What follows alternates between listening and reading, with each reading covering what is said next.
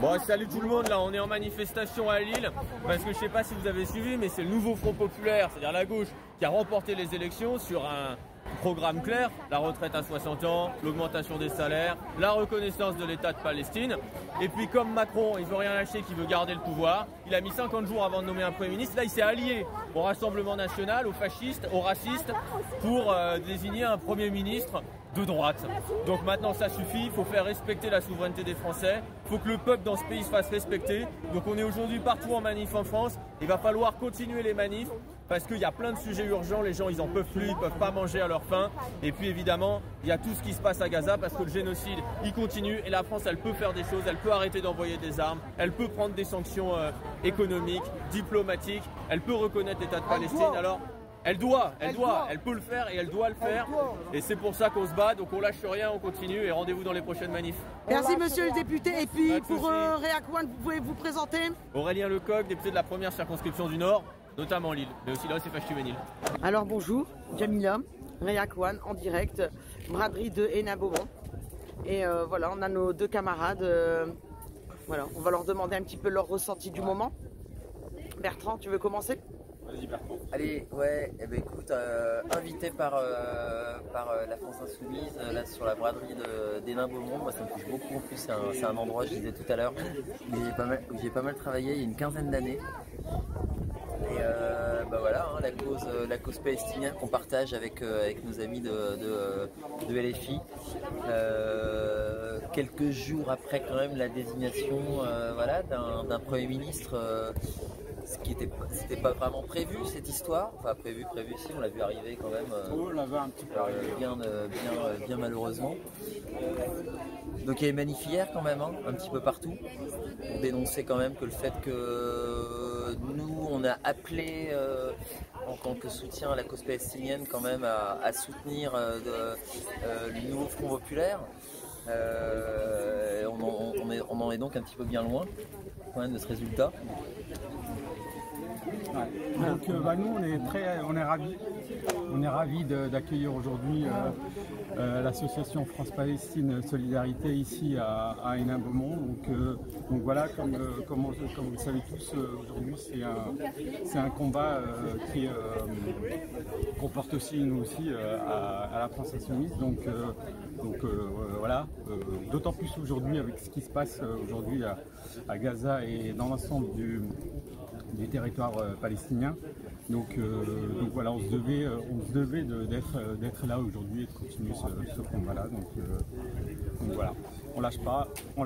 Eh ben merci beaucoup, on lâche rien. Été faite il y a quelques temps avec l'idée que parfois l'extrême droite se baladerait un peu sans avoir toujours la réponse et la contradiction à ce qu'elle raconte. Et en réalité, nous sommes maintenant arrivés au point où alors que parfois nous avions peut-être une stratégie consistant à dire que sur certains sujets, nous n'étions pas majoritaires et qu'après tout, il valait mieux parler des sujets sur lesquels nous étions majoritaires, l'augmentation des salaires, le partage de la richesse, la démocratie, la 6ème République. Eh bien, maintenant, l'extrême droite a réussi à rendre tous ces thèmes majoritaires et centraux dans le débat politique français. Hugo l'a dit, la place des médias dans cette mise à l'ordre du jour des thèmes de l'extrême droite, les questions de sécurité, les questions d'immigration, cela s'est accompagné d'une manière de présenter les choses qui est toujours une manière fausse, une manière qui vise à faire peur, une manière qui vise à utiliser des faits divers, souvent dramatiques, pour faire peur, pour faire craindre la personne à côté de soi, le voisin qui n'aurait pas ou la bonne couleur de peau ou la bonne religion. Mais en réalité, si l'on regarde bien les chiffres, eh bien, il y a plutôt une baisse de l'insécurité, même s'il y a une augmentation du sentiment d'insécurité, compte tenu du fait qu'il y a CNews qui nous en parle tous les jours. Mais il y a aussi, à un moment donné, quelque chose qui doit être ce que nous disons et ce que nous pensons de la France.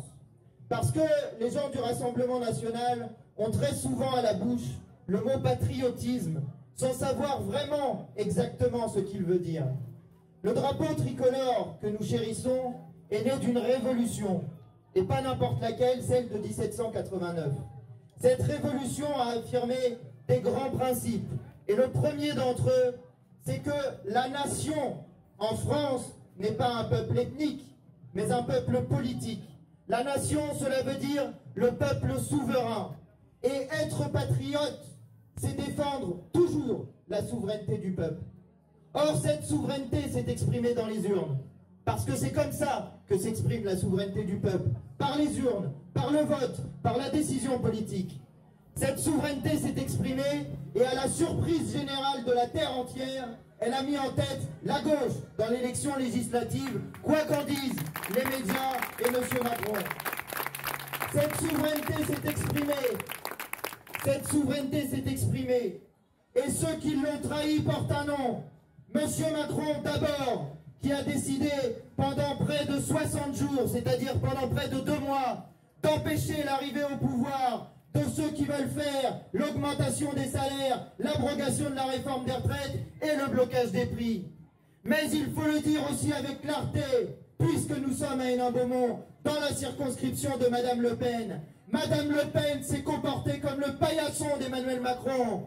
Elle s'est comportée comme le paillasson d'Emmanuel Macron en permettant que M. Barnier devienne Premier ministre de la République française. Oui, Madame Le Pen se comporte en paillasson parce que M. Barnier est l'une des personnes qui a trahi la souveraineté populaire exprimée en 2005, qui disait non à la Constitution européenne.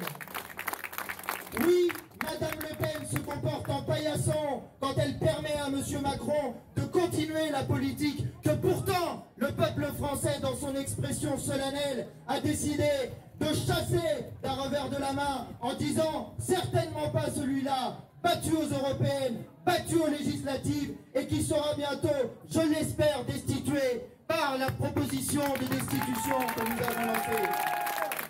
Et enfin, je veux vous dire une chose. Car ce derrière quoi se cache Marine Le Pen, c'est toujours la même chose. Et c'est exactement la même chose que M. Macron. Qui est l'ennemi? Qui est l'adversaire du peuple français? Est-ce notre voisin? Est-ce notre voisine en raison de sa religion ou de sa couleur de peau? Non! L'ennemi du peuple français porte un nom. C'est un système, le système capitaliste. Système capitaliste qui est par exemple responsable de l'immigration, justement parce que les gens quittent leur pays en raison de la souffrance et de la misère qu'ils y subissent. Monsieur Bolloré tient une chaîne de télé pour se plaindre tous les jours de l'immigration. Mais que fait-il en Afrique? Il pille le continent africain. Qui est responsable? Qui est responsable de cette misère, de cette souffrance? Qui est responsable de cela? C'est le capitalisme que Madame Le Pen ne dénonce jamais dans aucun de ses discours. Oui, c'est le capitalisme qui est responsable de cette souffrance-là, la souffrance de nos ancêtres. Car nous aussi, nous avons dans nos veines le sang de ceux qui n'étaient pas du sol hexagonal. Italiens, Portugais, Espagnols, Belges, combien dans le Nord? Ma famille en est, on venait de Belgique, d'accord? On s'appelle Demer à la base, des Belges. Et maintenant, vous, les descendants des Belges, vous allez dire que le problème, c'est les descendants des Algériens ou des Marocains? Qu'est-ce que c'est que cette histoire? C'est pas ça le peuple français. Le peuple français, c'est un peuple un et indivisible, uni autour d'une chose simple, qui est sur le fronton des écoles et des mairies. Liberté, égalité, fraternité. Alors bonjour, Jamila Réakouane, voilà, je suis en direct avec Mireille, présidente de la FPS. Donc voilà, je lui laisse la parole pour qu'elle puisse vous expliquer ce que c'est la FPS. C'est à toi Mireille. Eh bien, la FPS est une association nationale déclinée en 120 groupes locaux à peu près dans toute la France. Donc ça veut dire Association France-Palestine Solidarité. Le mot solidarité est important parce que pour nous la solidarité est une arme. Nous nous trouvons d'ailleurs aujourd'hui à la braderie d'Hénin-Beaumont, donc fief du FN, grâce à l'invitation du groupe d'action de la France Insoumise aujourd'hui. Donc nous tenons un stand d'information, parce que pour nous l'information et le savoir est une arme également. Depuis 20 ans que nous existons, nous travaillons à informer beaucoup parce que il y a une telle propagande en France globalement dans les médias évidemment que ce soit d'ailleurs sur les chaînes, les radios publiques ou privées. Et donc nous disons là, essentiellement notre propos, c'est de dire que rien n'a commencé le 7 octobre, bien évidemment, puisque l'existence même de notre association prouve que rien n'a commencé depuis le 7 octobre, et que c'est bien une histoire de colonie de peuplement, qui est l'État d'Israël, créé en 1948 suite à ce que les Palestiniens appellent la Nakba, c'est-à-dire la catastrophe, c'est-à-dire le nettoyage ethnique de la Palestine par l'expulsion de quasiment 80% de la population palestinienne de sa terre, de la destruction de plus de 500 villages palestiniens, et puis bien d'autres massacres aussi.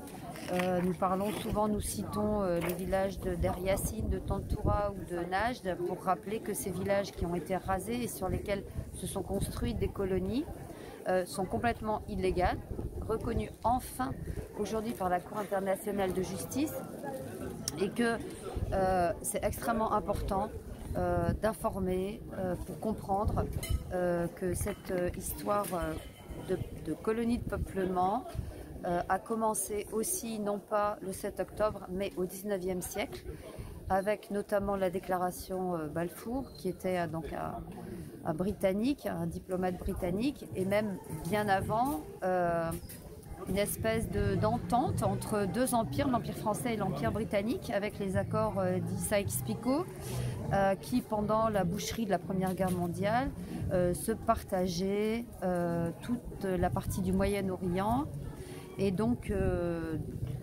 avait été décidé que la Palestine reviendrait, après la chute de l'Empire ottoman, reviendrait à l'Empire britannique. Et donc les Palestiniens étaient déjà sous occupation, et donc avant que l'État d'Israël même soit créé. Et c'est donc une lutte évidemment de libération nationale pour le peuple palestinien.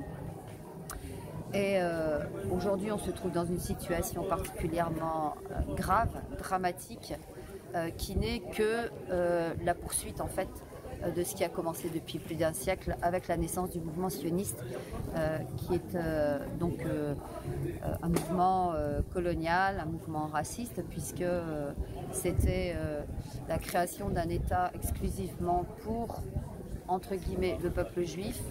Pour nous, il n'y a pas de peuple juif. Il y a des juifs dans le monde entier, comme il y a des musulmans, des chrétiens, des athées. C'est pour ça qu'on répète sans cesse que ce n'est pas une question religieuse. La question palestinienne n'est pas une question religieuse, mais bien une question politique, et qu'il ne pourra y avoir de justice et de paix qu'en appliquant le droit international, qui est notre boussole, le respect et l'application du droit international. En particulier, évidemment, l'autodétermination du peuple palestinien, puisqu'il nous est régulièrement demandé ce qu'on pense de la création d'un État, deux États.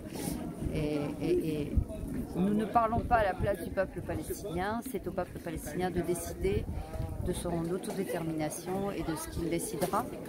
En tout cas, nous, aujourd'hui, évidemment, plus que jamais, nous appelons à un cessez-le-feu immédiat, permanent à Gaza. La libération des plus de 10 000 prisonniers qui sont des otages, clairement. La levée du blocus illégal de Gaza, parce qu'il faut savoir aussi que ça ne date pas du 7 octobre. Gaza est sous blocus maritime, terrestre, aérien depuis 2006, notamment depuis que Israël, parce que Israël, quand on dit Israël, en fait, ce n'est pas qu'Israël. Le peuple palestinien lutte contre l'État colonial, mais aussi contre les États-Unis, évidemment, contre l'Union européenne, en particulier la France. Donc voilà, l'Angleterre, l'Allemagne, et évidemment tous les valets, les dirigeants arabes. On ne parle pas des peuples, hein, évidemment, on parle bien des dirigeants qui sont les vassaux d'Israël. Et donc, oui, nous réclamons la levée immédiate du blocus de Gaza depuis 2006. Et puis également, puisque nous sommes aujourd'hui avec la France insoumise, la reconnaissance de l'État de Palestine, et aussi comme moyen de sanction, parce que on a bien vu que les négociations, tout ça, c'était du bidon et que ce que nous exigeons, nous, ce sont des sanctions. Et donc, en particulier, la rupture du contrat d'association entre l'Union européenne et Israël, qui est Israël un partenaire privilégié de l'Union européenne. C'est même le second, je crois, non, le premier partenaire économique de l'Union européenne. Donc évidemment, nous exigeons aussi avec le député Thomas Porte l'embargo sur les armes, puisque la France continue, même s'il le cache, il a continué à vendre des armes à Israël et des armes françaises, notamment via la société d'armement française Thales.